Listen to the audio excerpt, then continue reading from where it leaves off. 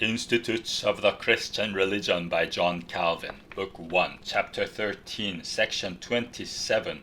Our adversaries falsely appeal to Irenaeus. They pile up many passages from Irenaeus, where he declares the Father of Christ to be the sole and eternal God of Israel. This is either shameful ignorance or consummate depravity.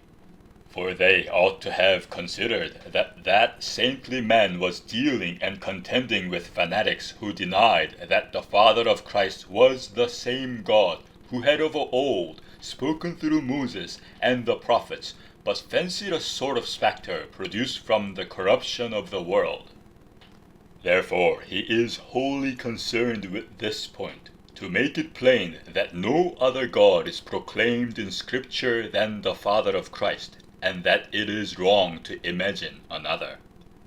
Hence it is no wonder he so often concludes that there was no other God of Israel than he who is celebrated by Christ and the apostles. So also now, when we must resist another sword of error, we shall truly say, the God who of old appeared to patriarchs was no other than Christ. Indeed, if anyone objects that it was in fact the Father, our reply will be ready. While we contend for the divinity of the Son, we do not at all exclude the Father. If the readers were to pay attention to this advice of Irenaeus, all contention would cease. In Chapter 6 of Book 3, all strife is easily brought to naught, where the godly men insist on this one thing, that he who in Scripture is called God in an absolute and undifferentiated sense is in truth the only God, and that Christ indeed is called God in an absolute sense.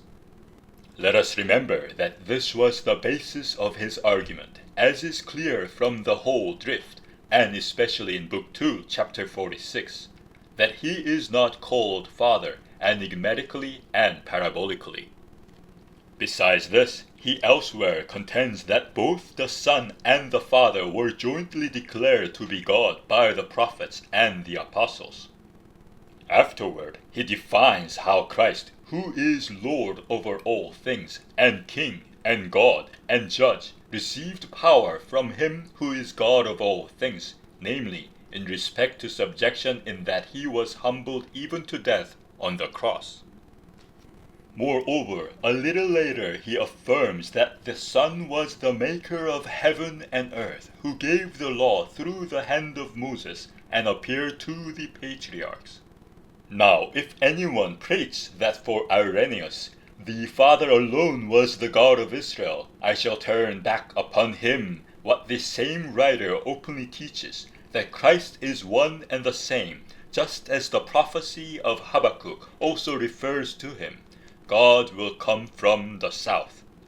To the same end pertains what is read in Book 4, Chapter 9. Christ himself, therefore, is God with the Father of the living.